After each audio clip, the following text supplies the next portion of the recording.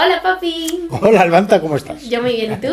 Muy bien. Oye, qué chulo tu pañuelo, ¿no? Sí, es una palestina. Oh, Sí. nunca he sabido por qué se llaman palestinas. ¿Por qué se llaman palestinas? Bueno, porque son los pañuelos que usan los palestinos y muchas culturas. Y sí, te diré que ahora lo llevo casi siempre. Por una cosa que me pasó cuando me lo empecé a poner. A ver. Pues iba un día en el autobús con la palestina puesta, que hay gente que Le choca. checa, pero vamos. Y había dos chicas en el autobús, jóvenes de 18 años, 20 años, con pañuelo en la cabeza, musulmanas, y me sonrió una chica. Y entonces a mí no me suele pasar ya que las chicas me sonríen. Me suelen sonreír las señoras más mayores. Pero me llamó la atención. Y, a lo mejor también por un prejuicio, ¿no? Porque una chica musulmana no va a poder sonreír, pero ese concepto rancio cultural que tenemos, ¿no? Y yo no entendía por qué. Yo sonreí muy tímidamente y miré para otro lado porque no me sentía cómodo. No me sentía cómodo, no por la chica que... Sí, no te vas a poner a hacer ojitos ni miraditas, entiendo. No me sentía cómodo por mí, ¿no? Y entonces me di cuenta. Y dije, joder, qué poco cuesta llevar un pañuelo si a alguien le hace feliz.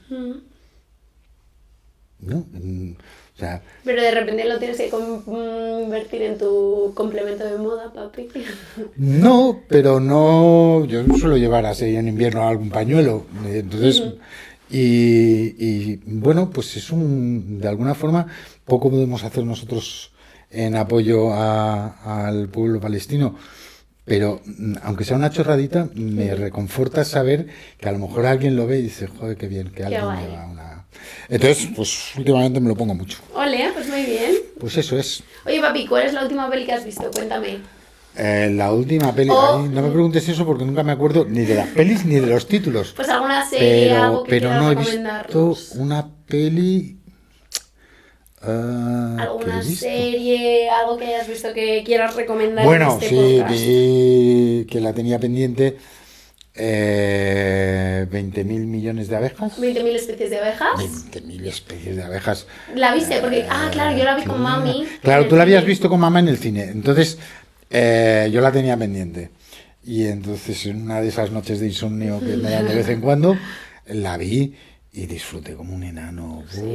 Qué bueno, qué bien tratado el tema. Sí. Qué bien. Me encantaba además que fueran vascos. Sí, sí. No sé, tenía algo que mola mucho. El pueblo vasco en sí. Es que yo a los mola. vascos les tengo mucho aprecio. Mola. Sí. Yo este fin he estado viendo varias pelis. He ido mucho al cine, el cine está carísimo, por cierto. Basta ya. He ido 3 veces al cine este fin y una de ellas que vi, que es que te la cuento porque tiene un poco que ver con todo lo que vamos a hablar, es El maestro que prometió el mar. Es una peli que está inspirada en la historia real del maestro republicano Anthony Benaigues. Ah, sí, tengo muchas ganas de verla. Muy guay, la película me gustó mucho. Es básicamente pues un maestro republicano, o sea, es una historia real que fue asesinado en cuanto estalló la guerra, porque justo antes de que la guerra estallara se posicionó activamente a favor de cosas tan locas como los derechos humanos. Y me gustó mucho la peli, me gustó mucho Enrique Auquer, el actor que lo hace, que bueno, es que es un actor maravilloso. Buenísimo. No sé si habéis visto también Vida Perfecta, él hace esta serie de Leticia Dolera, que a mí la serie me encanta, y él está en esa serie. Es muy bueno, ¿eh? Es muy bueno porque además hace el papel de una persona perdón, con discapacidad, ahora nunca sé cómo se dice estas cosas. Con capacidades diferentes. Con capacidades diferentes. Y él es un actor maravilloso y espero que se lleve el Goya. Y eso es un poco de la historia de esta película, es de un maestro y es un poco de lo que vamos a hablar hoy, del sistema educativo. Es verdad, sí. Me preguntabas series, otra serie que he visto, 30 monedas. Es que Alex de la Iglesia mola, es lo más ese Sí, tío. sí. Qué bueno. Pero bueno. Y qué cantidad de pasta. O sea, a mí cuando veo series, pelis españolas, producciones españolas en las que hay mucho dinero, me da un gustito. Sí. Me da mucho gusto. Por ejemplo, que he Luego visto... los actores nos lleváis casi. ¿eh? No, claro que no. Pero que me gusta ver las cosas bien hechas. O sea, Es por ejemplo, verdad. también una de las pelis que vi este fin de fue La Sociedad de la Nieve, de Bayona. Y un poco como todo lo que hace Bayona tiene ese tinte que parece de todo menos español. Y esto no es algo de lo que nos tengamos que enorgullecer, porque ojalá más cosas, o sea, que algo fuera extraordinariamente bien hecho en tema de efectos especiales, en tema de mimo en el proyecto. Que se diga que no parezca español es una mierda, porque el cine español hace cosas maravillosas. Y a la vez, cada vez más, me encantaría que un día habláramos del cine español, de las nuevas corrientes de directores y directoras, sobre todo, que hay en el cine español, que creo que ya es muy casposo eso de decir, de yo no veo cine, el cine español es una mierda, me parece que eres un ignorante. Yo veo Sinceramente. muchísimo cine español y series Me españolas. encanta. Entre otras cosas porque yo tengo una buena costumbre que es que siempre he leído los libros que escriben mis amigos, a no ser que fueran infumables, pero siempre he procurado leer lo que escriben mis amigos y he procurado ver las pelis y las series donde salen mis amigos. Entonces, al final, como los actores no son tantos y muchos son amigos tuyos, acabas viendo mucho. Sí, es verdad, pero es que yo creo Sí. que el cine español, o sea, la industria del cine y de las series en España ha dado un vuelco brutal. Y yo hace poco estuve en una boda en la que un señor me dijo en plan, cine español, yo no veo cine de España, que son todos rojos y maricones. Y yo, sí, pero es buen cine, ¿no? Pero que creo que esa idea que se tenía de que el cine español estaba como siempre muy denostado, ¿no? Como que siempre se hacía lo mismo, que había 3 directores que contaban lo que querían. Creo que es, de verdad, hay que darle una oportunidad a la industria cinematográfica española, porque estamos siendo punteros y se están haciendo cosas muy, muy, muy, muy buenas.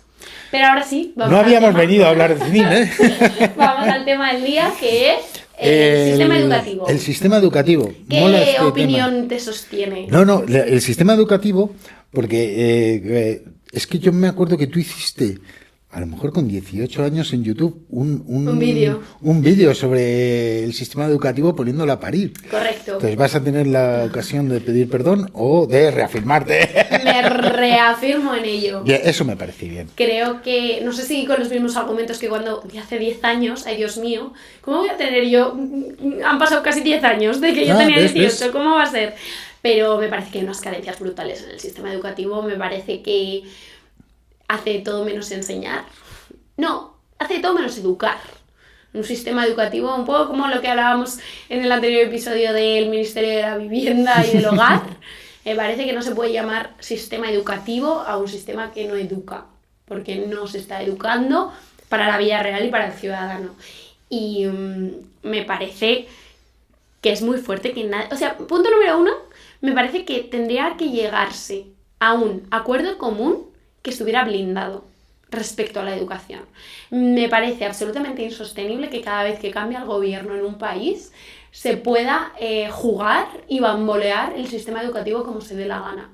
Creo que debería de blindarse pensando en las necesidades de los niños y las niñas y que no se pueda utilizar temas como yo voy a poner más clases de religión o ahora esto se va a llamar educación para la ciudadanía y al final utilizar algo tan importante y tan de pilar y de raíz como es la educación para una sociedad, que es que lo es todo.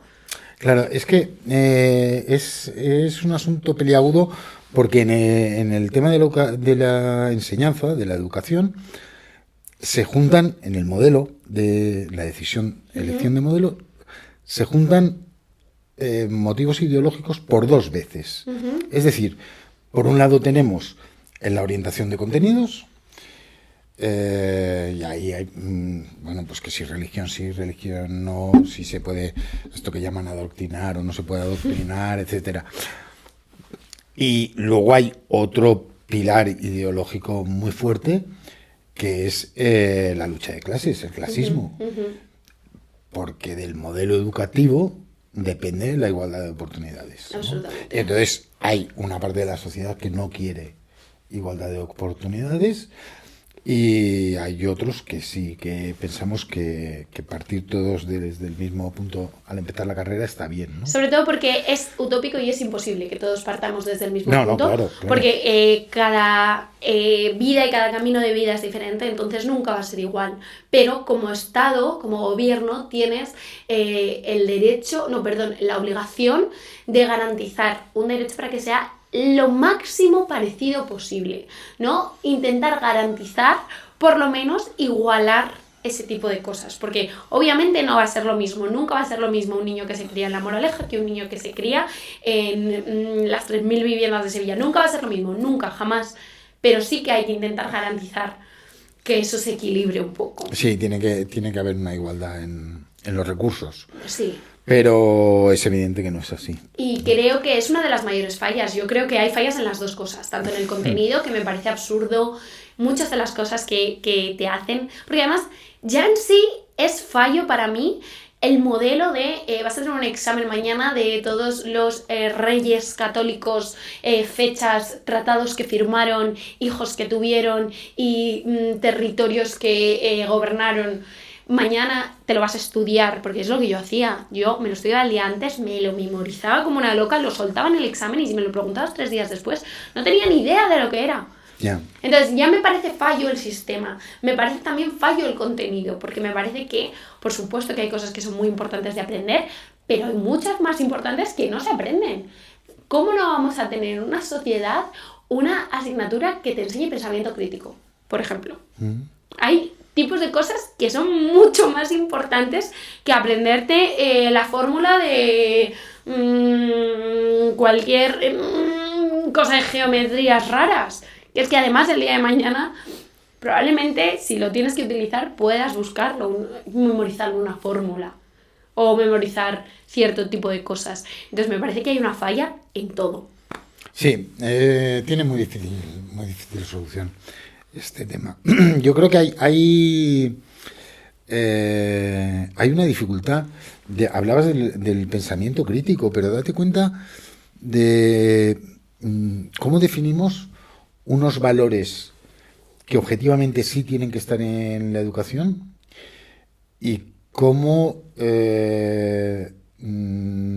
definimos que lo que no son esos valores tenga un amplio espectro de lo opinable hasta donde ya no es opinable.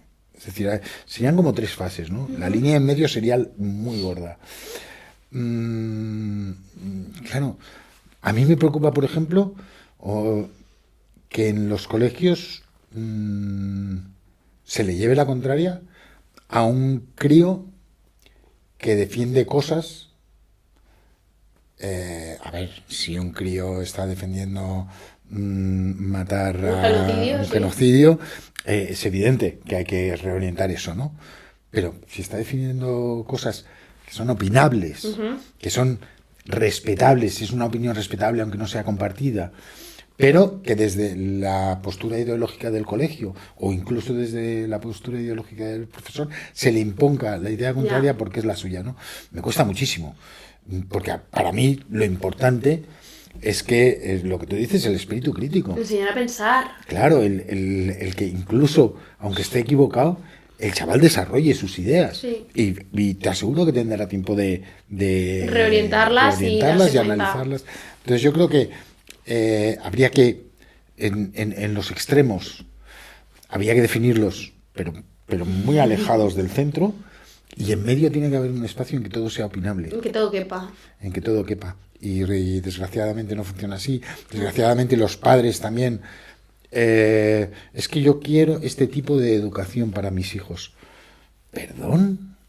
Y el tema de educar, o sea, me parece que hay una gran parte de la educación que se tiene que hacer. O sea, creo que muchos padres delegan en la escuela, en el colegio, y no educas a tu hijo en casa.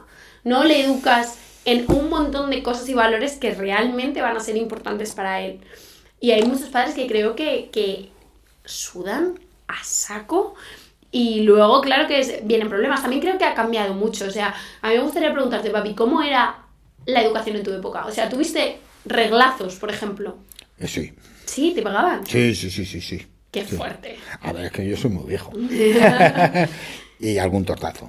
Sí. Ya empezaba a ser... A estar mal visto. Sí, y se le llamaba la atención al profesor. Pero sí, reglazos, sí. Me acuerdo un cura Te podían pegar. que yo... esto es una cosa que muy rara. Yo he ido a colegio del Opus. Así he salido. Entonces, me acuerdo un cura que llevaba una sotana y en el bolsillo lo tenía roto y llevaba una fusta debajo de la sotana. ¿Qué? No era para el castigo, o sea, no la utilizaba para decir, has hecho esto, ¡fas! Te pego una fusta, pero era una fusta de caballos, ¿no? ¿Qué? Era más el rollo, tú que estás hablando, no sé qué, o ¿cómo puedes decir eso? Me cago en la leche, pa. ¿Y daba? Y daba, y picaba. No. Estoy flipando. Sí, y esto lo he vivido. Mis compañeros de colegio se acordarán del hijo puta de don Alfredo. Qué fuerte. Y claro, ¿cómo es? Luego, obviamente, tú sabes que eso está mal y vas creciendo y te vas dando cuenta, pero supongo que siendo padre, cuando empiezas a ver cómo se educa 30 años después, ¿qué piensas? ¿Cómo...?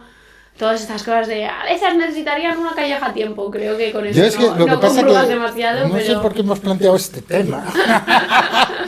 Porque me va a dejar al descubierto todas mis incoherencias, ¿no? Porque yo que creo fervientemente en la educación pública, tú has ido a un colegio, no solo colegio privado, ni siquiera concertado, sino además pijo. Correcto. Creo que, para justificar esta incoherencia, creo que tiene que ver, yo siempre que lo cuento, creo que tiene que ver con un trauma que tenéis mi madre y tú con el inglés. Sí. Creo que vosotros que no sabéis inglés, bueno, un poco más, pero mamá no ha tenido la oportunidad de estudiar prácticamente, mucho menos de estudiar inglés. Entonces creo que ese trauma de que yo aprendiera inglés como sea, porque es lo que te va a abrir las puertas del mercado laboral, vas a poder estudiar lo que quieras, vas a poder hacer lo que quieras, es muy importante. Yo me acuerdo de la idea de que es muy importante que la niña aprenda inglés. Para vosotros lo primordial era llevarme a un cole bilingüe. Sí, no sirve de nada, luego te sale influencer y actriz. Pero creo que para vosotros influencer and actress, ¿ok? Creo que para vosotros era muy importante que yo aprendiera inglés, Sí, y hace claro. 20 años no existían colegios públicos bilingües. Sí, no, había muchos factores, vivíamos en un sitio que no había muchos colegios, nosotros en aquella época trabajábamos los dos muchísimas horas, todo iba... Y sí, iba yo he ido a un favor, colegio realmente pijo. Sí. Cosa era- que, pues, lo mismo, también explica muchas cosas de rebelión. Yo en mi colegio me han amenazado de muerte por ser una roja feminazi y yo salí de ahí viva de milagro. Sí, tenía cosas... si entramos en el tema de tu colegio nos podemos reír mucho, ¿eh? Madre mía. Una de las cosas divertidas de tu colegio... llegó el momento de hacer la comunión. Eso era... Y entonces tú ni siquiera estás bautizada, ¿no? Y era como... Bueno, es que todas las niñas hacen la comunión, y... Yo no, pero es Sí. que yo esto ya lo he contado alguna vez. Es que de hecho todavía no ha salido, pero lo conté el otro día en La Pija y la Kinky. Yo fui a casa llorando porque a mí me dijeron en el cole las niñas que en catequesis les habían dicho que quien no creía en Dios era malo. Entonces que si yo no hacía la comunión era que no creía en Dios y que por lo tanto yo era mala y que por lo tanto no querían ser mis amigas. Entonces yo llegué llorando, quiero hacer la comunión, no por los regalos ni el Nintendo, sino porque quería tener amiguitas. Y mi padre, que es un manipulador de primera, dijo, Alvanta, amor, tú sabes que tú puedes hacer lo que quieras, cuando quieras, nosotros nunca te vamos a imponer nada y si quieres hacer la comunión, por supuesto que la puedes hacer, pero justamente la semana de la comunión yo tengo billetes para ir a Disneyland. ¿Qué quieres? Y yo, ¿qué? ¡Mickey Mouse! Y obviamente me fui a Disneyland y sudé de pisar una iglesia. Con el consiguiente problema que luego algunas niñas de tu clase no querían hacer la comunión. Exacto, todas. ¡Queremos Disneyland! ¡Queremos Disneyland! sí. Bueno, sí, pero... Fueron unos años curiosos en ese colegio, Sí, la ¿verdad? verdad. Sí. Yo, dentro de que el modelo era un modelo que a lo mejor no coincidía mucho con lo que tu madre y yo pensábamos, no estoy descontento de ese colegio. Porque tú no lo vivías, porque claro. yo no lo vivía. Pero no, a ver, supongo que habrá cosas peores, ¿no? Sí, las habrá. Pero sí, me parece que... ¿Cómo es criar, papá? O sea, me parece tan difícil, esto no es mucho del sistema educativo, pero me parece tan difícil criar a un ser. Me parece una labor tan complicada, o sea, cuando tú te enfrentas a crear, o sea, tienes una responsabilidad de que ese personajillo que tienes delante, de 3, 4 años, sea un buen ciudadano o sea un demonio asesino en serie. ¿No te pesa eso? O sea, ¿cómo lo haces? Pregúntale a tu madre. Porque... No, es una broma, ¿eh? Yo creo que en eso sí que... Pues yo creo que es una cuestión de equilibrios y de mucho respeto a la personita, porque no deja de ser una personita. Entonces, es una labor de pico y pala, de no imponer las ideas, mucho más interesante cuando tú te das cuenta de algo que cuando te lo imponen, ¿no? Entonces, bueno, tú piensas que es así, vale, no pasa nada. A lo mejor estás equivocado, pero... y entonces es ese que un niño se tiene que crear su propia realidad. La realidad impuesta es muy dura. Sobre todo porque cuando te das cuenta, esto pasa en las familias tradicionales, en la mía, es decir, cuando te das cuenta de que toda ese modo de vida y de pensar y de tal, a lo mejor no es verdad, el ostión es bestial. Sí, tiene que haber una crisis muy fuerte de Claro, identidad. es una crisis muy dura. Si tú te crías, por ejemplo, en un ambiente, yo qué sé, religioso. Claro, porque además eso te llega con 13 años, No. que tú todavía estás hecho un lío. Sí. Entonces te llega con 13 años y te genera, y te obliga a una hipocresía, cuidado. Es decir, que estar viviendo, dándote cuenta que ese modelo de vida o esas creencias o esa manera de entender la sociedad a lo mejor a ti te parece que no es buena, que no es justa, que no te la crees simplemente, pero te es rentable seguir aparentando que te la crees, porque si no eres un problema. Yeah. En ese ámbito, en ese núcleo. Claro, eso genera un choque fuerte. Ya imagino. Creo. Es que tiene que ser muy difícil criar y creo que yo siempre he pensado que la clave para criar a alguien, o al menos no sé si la clave, pero lo que tiene que ser es un caldo de cultivo de amor absoluto. Creo que lo más importante que le tienes que dar a un niño es amor. Perdón. Creo que garantizando el apoyo y el amor a un niño, hay muchas cosas que, bueno, podrán ser más o menos complicadas, pero que se irán solucionando o solventando con el tiempo.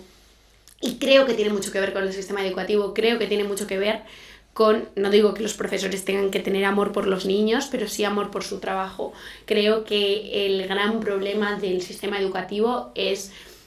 No digo que sea culpa de los maestros, porque hay un sistema que hace que no den de sí, hay un sistema que no garantiza que se pueda ejercer tu profesión de una manera sana para con el grupo y para contigo, pero me parece que hay tantos profesores que odian su trabajo y que odian lo que hacen, que llegas a una clase y es imposible que ese niño pueda aprender algo o tener un interés genuino por lo que le estás contando. Sí, yo creo que hay una situación muy injusta, que es el deterioro de la figura del maestro, del prestigio de esa figura. Sí, que el maestro al acabar la guerra civil en este país, el maestro en un pueblo era la una tercera figuras, fuerza. sí, o sea, estaba el jefe de la Guardia Civil, el cura, el alcalde, y el siguiente era el maestro. Y el maestro tenía una autoridad real sobre los niños y sobre los mayores. Sí, sí. Es decir, y ahora no. Y además, creo que es muy importante que a los adultos que los adultos recuperemos ese respeto por la Sí. figura, ¿eh? Sí. Tampoco ayuda el que yo creo que hostia, ¿cómo digo esto para que no me maten? Dilo. Creo que se ha dejado de la mano de la burocracia, de la mano de la tontería, de la mano del amiguismo, de la mano de la calidad de la enseñanza y la exigencia en la selección de las personas. En las aulas. O sea, Es muy importante, sí. podemos... tú y yo hemos estudiado y ya nos salimos del colegio, vámonos A la universidad. a la universidad. Tú y yo hemos estudiado en la misma escuela universitaria, ¿vale? Con unos medios alucinantes. Sí. O sea, hubo una vez que hubo elecciones al consejo escolar y yo me molesté, como se publicó el censo, y conté. Y ya no me acuerdo de las cifras exactas, pero me parece que éramos 360 alumnos en la escuela y había como 120 o 140 empleados, entre profesores, PAS, etcétera. Claro, eso era una burrada. Y luego los medios técnicos con los que contábamos, Sí. que eran brutales, ¿no? Y sin embargo, decías, ¿cómo después de este despliegue, que el día que Ayuso se entere de esto va a cerrar la escuela? Sí, los despliegues de medios que hay en por en lo ese poco tipo que de serie. pagábamos y lo mucho que recibíamos. ¿Y cómo es posible que este tío Sí. esté aquí dando esta asignatura?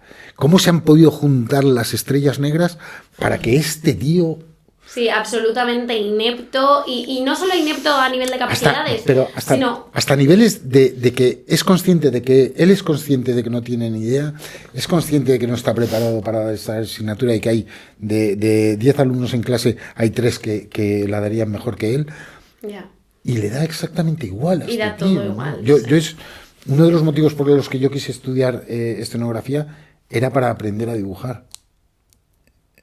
Yo he tenido una profesora de dibujo 3 años y no la he visto hacer un trazo, no la he visto coger un pincel. Ya.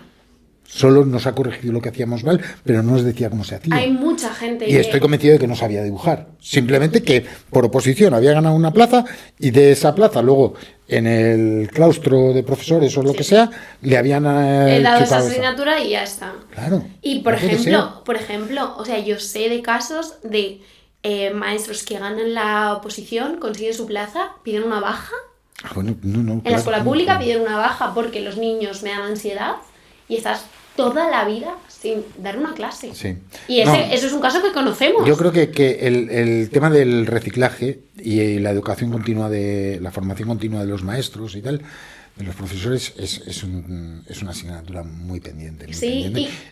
Y ojo, uno de los problemas es que tampoco se les paga muy bien. Exacto. Aunque No, ahora se les sí, paga por bastante supuesto. mejor, ¿eh? Por supuesto que hay un... Mi madre era maestra funcionaria, Sí. maestra de escuela, y ganaba mucho menos proporcionalmente que lo que se gana ahora, ¿no? Ya. Es que es muy... Y por supuesto que hay una red debajo que nos facilita todo eso y por eso pienso que el dinero mejor invertido de una sociedad es el dinero en educación porque es lo que Claro. vas a hacer a los futuros ciudadanos. Pero es muy fuerte que haya ese tipo de personas, sobre todo con el poder que tienen. Es que un maestro tiene muchísimo poder. Y que lo que decías de la formación continua es que es vital, porque estamos en constante cambio, como sociedad incluso. Para mí, que no se forme a los maestros en temas de género, por ejemplo, debería ser obligatorio. Debería ser obligatorio, por ejemplo, revisar los contenidos en temas de género. Esto lo hablaba el otro día y es que es muy fuerte como a las niñas tú creces toda tu adolescencia sin tener un referente femenino en tus libros. Sí, Sin tener un referente femenino en tus libros de historia. Sin tener... Sí, y eso en tus libros de literatura, en tus libros de química... Y no es tanto que no hubiera mujeres, es que se ha contado la historia desde un punto androcentrista en el que el hombre es quien ha contado el relato toda la vida. Tú ves los libros de biología, estudias a los neandertales y tú la imagen del mono a la persona nunca la has visto con una mujer. Siempre va del mono al hombre. Pero también había monas y también había mujeres, coño. Y es todo el rato no estar representadas. Y eso en una niña, por supuesto que ejerce una mella, porque no tienes referentes. Ese tipo de cosas hay que revisarlas. Algo muy sencillo, en los libros de biología, nosotras estudiamos el aparato reproductor del hombre, que también es su aparato sexual, y el aparato reproductor de la mujer. Pero no se estudian los aparatos sexuales de una mujer. Quiero decir, tú, si vas a tus libros de biología, vas a tener la imagen de la anatomía de el pene, los testículos, que casualmente es tanto el órgano reproductivo como el sexual. En las mujeres tú ves la imagen de los dos ovarios con sus trompas de falopio, con su útero, con su entrada a la vagina, pero no se ve cómo es una vulva, no te enseñan cómo es un clítoris. En los libros de historia no hay un clítoris, no se estudia algo vital que es nuestro cuerpo y nuestra anatomía. La vuestra sí porque coinciden esos dos órganos, la nuestra no. Entonces, que no se haga nada y que no nos empeñemos y pongamos un esfuerzo en cambiar todo eso para las generaciones que vienen, es que es abrir una brecha de género brutal. Sí. Entonces no puede ser que ganes una plaza y estés toda la vida enseñando lo mismo, porque 30 años después, por mucho que yo sacara una plaza hoy, si tengo que dar clase dentro de 30 años, las necesidades sociales van a ser otras. Perdona, como en cualquier otra profesión, absolutamente. Cualquier profesión que se te ocurra... Tienes que estar en constante formación, pero creo que aquí hay un factor extra, que es que si tú eres carpintero y el día de mañana, en 30 años, no mejoras tu técnica, tú te vas a quedar obsoleto en tu trabajo y probablemente llamen a otra gente. Si tú eres profesor y te quedas obsoleto en tu trabajo, la mella no la estás haciendo en ti, la estás haciendo en los 100 alumnos que tienes a la semana. Y es curioso porque a los profesores universitarios se les exige más esa sí, formación continua, o por lo menos para poder ascender en ese sistema que tienen que hacer investigación, tienen que publicar cosas, tienen que... A los maestros de escuela, ¿no? Es como... qué mal, ¿no? Rancio, sí. Es muy jodido. Luego hay también una parte de... No, que les enseñen lengua, matemáticas y historia, porque los valores se los enseñamos en casa, ¿no? Perdona, no. O sea, primero, porque a lo mejor tus valores no son los mejores que hay. Exacto. Pero, además, porque a lo mejor en casa no tiene nadie que le enseñe valores. Exacto, es que estás dando por hecho que claro. en casa hay un tejido estructural claro. que permite eso. Y si tú a un niño no le hablas de ciertas cosas en el colegio, probablemente hay muchos niños que es que no en casa no. En casa lleguen, su madre llegue a las 9 de empalmar 3 trabajos, le ponga Pocoyo o le ponga la serie que sea o le dé una maquinita para que juegue al Candy Crush y se distraiga. ¿Sí? Y no se hable de ese o a lo mejor vive en la Cañada Real y no tiene luz. No tiene luz. O sea, correcto. Con lo cual, yo sí que creo que el sistema educativo debería cubrir o garantizar ese cuidado de las personas, ¿no? Y a ver, cada vez se hacen más esfuerzos, hay psicólogos, hay seguimiento en determinadas carencias que puedan, hay una vigilancia pero es muy poco, se pasan muchas horas en el colegio, es insuficiente. Pero no le veo yo, a esto sí que no le veo solución fácil. Sí, hay una solución y es meter pasta. Claro. Es meter pasta.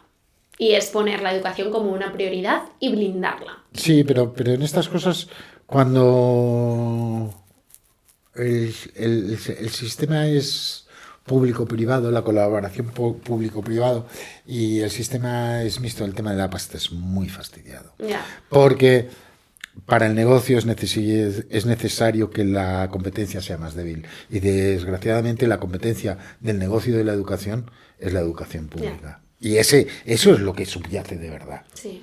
O sea, hay que hacer la educación pública débil, peor, para que... Y luego, para que la gente quiera meter a sus hijos en un colegio privado en el momento en el que se lo pueda permitir. Es que eso es una desgracia. Vuelvo a la universidad. Yo he estudiado 2 carreras, una en los años 80 y otra hace nada. Entonces, antes de ayer. Sí. La primera no la acabé, que luego me van a decir como Ayuso. Hasta el doctorado. Vale, la primera no la acabé. Claro, yo conozco la evolución con un paréntesis de 30, sí. Casi 40 años, ¿eh? Casi 40 años. Y 30 y muchos años. ¿Qué ha pasado con la educación pública? Cuando yo estudiaba, en los años 80. ¿En la Complutense? No, en la Autónoma de Bellaterra, en Barcelona. Y había el modelo privado de enseñanza, y ya el modelo privado era muy elitista, mucho más, bueno, ahora también lo es, pero ya el modelo privado estaba muy enfocado al mercado laboral, a ganar dinero, a un modelo de sociedad o de parte de la sociedad. Y, en cambio, la gran maravilla de la universidad pública era que tenía la filosofía de los griegos, de la expansión del conocimiento. Es decir, no sabías para qué te iba a servir aquello, pero te estaban enseñando a aprender. Qué diferente. Te estaban enseñando a elaborar tus mecanismos para tomar decisiones. Sí, todo eso. Pero qué diferente. Claro. Y herramientas muy poquitas. Yo estudiaba periodismo y pues la única asignatura técnica que teníamos era tecnologías de la información, que era aprender para medir las columnas de los periódicos. Había unos aparatos, unos tipómetros, que eran como una regla con muchos numeritos. Era la única asignatura práctica. Sí, que el resto a lo mejor eran foros, eran debates. Claro, Pero qué diferente, porque yo que también he estudiado 2 carreras y tampoco he acabado la primera. Es verdad. Yo estudié en una universidad pública aquí en Madrid. Ay, llamaré universidad eso.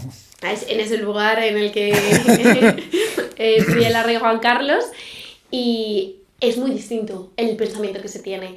Es ir a clase a conseguir los créditos para acabar una carrera, porque tú tienes que tener una carrera, porque está denostada cualquier otra formación, cuando las formaciones profesionales, los ciclos medios y superiores, en mi opinión, ahora que lo veo con perspectiva, son mucho más útiles y te enseñan de una manera mucho más veraz a lo que es el mundo laboral, pero en ese momento era, sácate una carrera, ha habido como una gran obsesión de estudiar una carrera universitario, y es completamente distinto a lo que tú me cuentas. Claro. Pero también porque la universidad pública ha evolucionado a competir con la privada, en la parte menos interesante, y ha renunciado a una parte más didáctica, de verdad, de aprender por aprender. Pero bueno. Sí, bueno, pues no lo arreglaremos. No lo arreglaremos. Pero bueno, creo que es una asignatura pendiente, mira, nunca mejor dicho, dentro de todo esto. Y creo que se nos va de tiempo, papi, así también. Oye, se pasa el tiempo demasiado rápido en esto del podcast. Eso es bueno, ¿no? Tengo que aprender. Así que nada, muy bien. Os seguiremos dando la chapa en próximos episodios. Seguro. Y nos vemos. Venga. Chao. Chao.